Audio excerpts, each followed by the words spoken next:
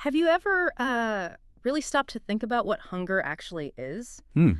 I mean, for most of us, it's pretty straightforward, right? Your stomach rumbles, you know it's time for lunch, a physical thing. Right, a biological signal. But what if Right, so the mission here is really to see how his philosophy helps manage not just the physical side, but how it helps you, rebuild your identity, your emotional awareness. And just to be clear, our insights today are pulled from, well, a collection of perspectives on what Dan Hollis actually taught about these specific areas: emotional hunger, weight loss, and those setbacks. Great. So let's start with redefining hunger, because Hollis said something that really stopped me. Emotional hunger isn't a craving. Right. He called it a question, a need asking to be seen.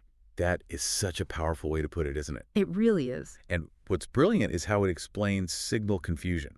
Right. We feel tired or lonely, maybe just completely overwhelmed. Yeah. And bam, the brain jumps straight to, I need food. But often what you're really reaching for in the fridge or the pantry, it's connection or Mm. comfort or maybe just a moment of quiet clarity. Oh, that makes so much sense. I can definitely think of times I've done that. Just reached for food when I was actually bored or stressed. We all do it. And Hollis pointed out something else fascinating.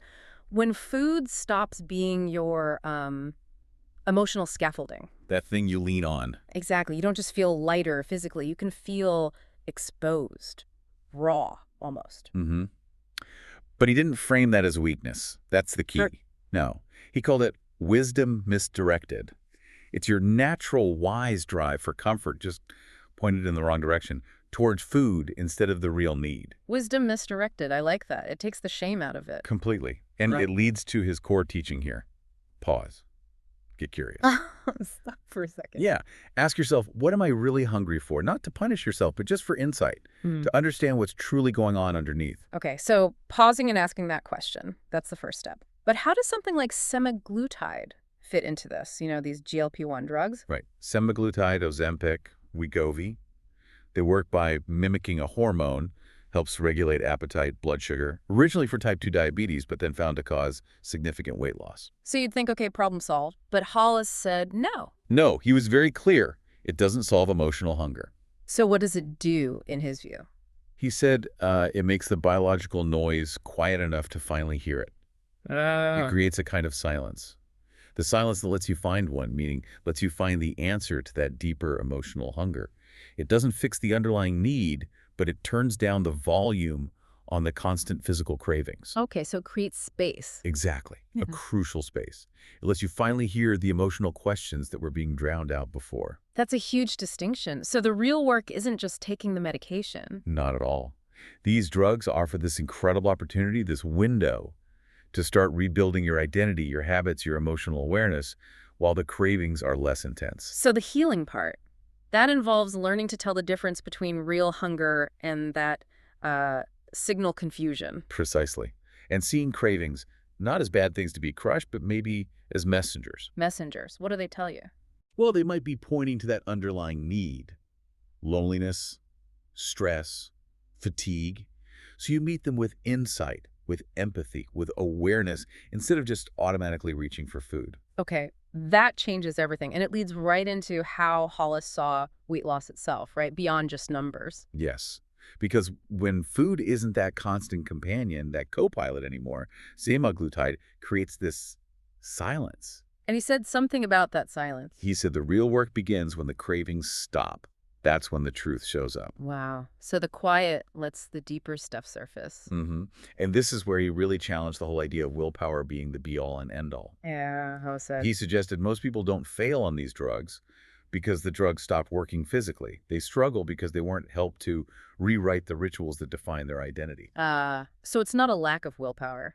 It's about identity. It's about not having the support or the tools to figure out who you are without food playing that central, often coping role. So weight loss, in his view, isn't about chasing a number.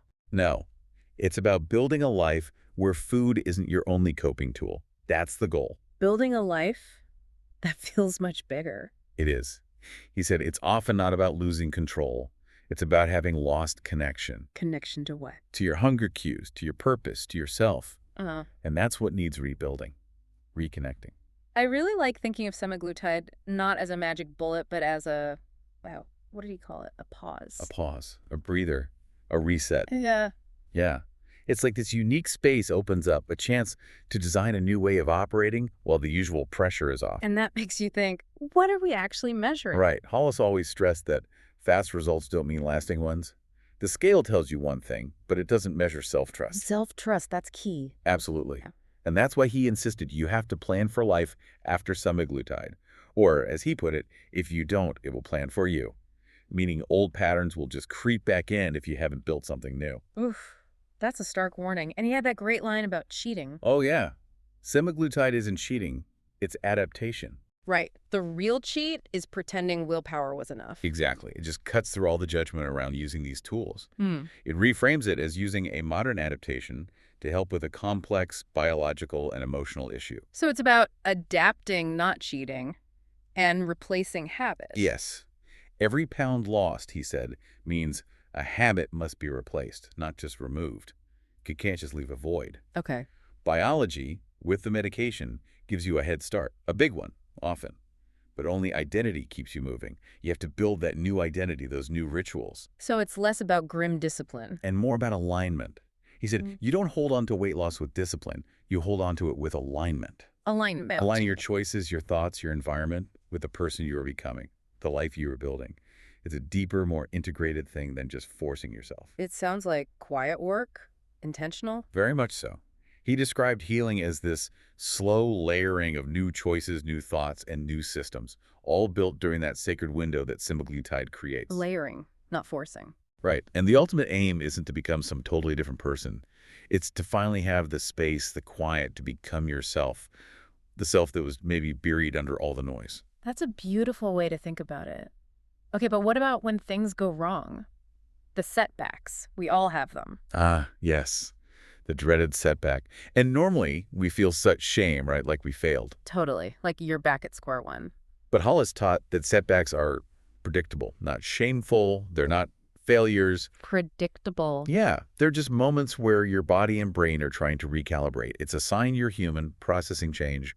It's not proof you're lazy or that it's not working. Okay, that's a relief to hear, actually. And he had this incredibly insightful line. Most people don't relapse into hunger. They don't. Then what happens? They relapse into confusion. Confusion. Yeah, it's not usually that overwhelming physical hunger comes roaring back. It's more that they feel lost, disoriented. The old map doesn't work, the new one isn't finished, so they revert to old coping mechanisms out of sheer confusion. Wow. Relapsing into confusion, that changes how you'd approach it. Completely. And he used that analogy. Yeah. Weight loss isn't a straight lineup. No, it definitely isn't. He called it a spiral staircase. A spiral staircase. Okay. You might feel like you're going in circles sometimes, revisiting old challenges or feelings, but look closely. You're actually still climbing, still moving upwards, just on a spiral path. It normalizes the ups and downs. I love that visual. It takes the pressure off needing constant linear progress. Exactly. And it connects to pacing. Remember, fast results don't mean lasting results. Pacing is protection. So plateaus aren't failures either. Not at all. They're normal. Your body's catching up. Your metabolism is adjusting. It's asking for grace, not judgment. It's part of the process, not a sign you've done something wrong. Okay. But what about when those old cravings do pop up? Because they sometimes do, right? Even with the medication. Oh, absolutely. But Hollis reframed that too. When an old craving hits, it's not weakness resurfacing. What is it then? It's memory, a neural path lit up, just an old pathway firing. Yeah. But the difference now, with the space and awareness you've built. You can choose a different response. Exactly. You have the opportunity to answer that old signal differently this time. Because your identity is catching up. Well, that's often the lag, isn't it? He said, your body changes fast. Your identity takes time to catch up. Yeah, that makes sense. The physical changes can outpace the mental and emotional ones. So a setback doesn't necessarily mean the medication isn't working anymore. It might mean the story you were telling yourself still needs updating. Updating the internal narrative to match the external reality. Precisely. So semaglutide gives you the space, the quiet. But Hollis taught how to use that space, especially during a setback. Yes, not to judge yourself, but to get curious again. Narrate the setback as a question. What kinds of questions? The core ones. What am I feeling right now? What do I truly need in this moment? And maybe most importantly, who do I want to become from this experience? Using it as data, not a verdict. Exactly. That's the heart of it. Yeah. He shifted the whole perspective. Setbacks don't mean you're losing. What do they mean then? They might just mean you're learning. Learning. Wow, that really lands differently. It's the core of his whole approach, isn't it? Yeah. So empathetic, moving way beyond just physical stuff, hunger, weight. Right into the deep end of emotions, identity, Yeah. our whole relationship with ourselves and food. hmm His teachings really offer that empathy, that awareness, but also like a practical path, a way to find yourself again on what can feel like a really lonely journey sometimes. It really does. It makes you think. Yeah. Well, if creating this kind of silence in one area, like quieting physical hunger, can uncover these deeper emotional truths, these needs for identity shifts, hmm where else? Exactly. Where else in your life, might hitting pause, creating a moment of deliberate silence, where might that reveal a deeper question you haven't heard or a hidden need? Uh-huh. Or maybe just give you that space you need to rewrite an old story that isn't really serving you anymore. That's a powerful thought to leave people with. Where else could that silence be useful?